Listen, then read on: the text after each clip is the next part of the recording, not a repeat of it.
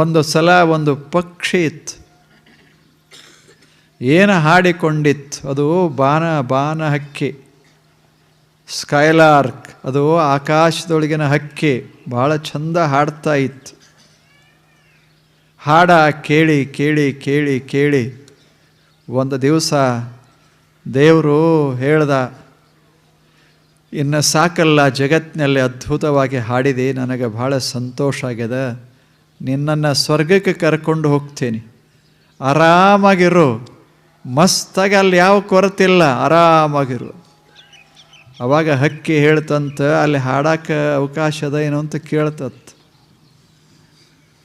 ಅವಾಗ ದೇವ್ರು ಹೇಳ್ದ, ಅಲ್ಲಿ ಹಾಡ ಪಾಡ ಏನಿಲ್ಲ, ಹಾಡೋರು ಇರ್ತಾರ, ನೀ ಬರೀ ಕೇಳೋದು ಅಂತ, ಅದರಾಗೇನು ಮಜಾ ಅದ ಅಂತ.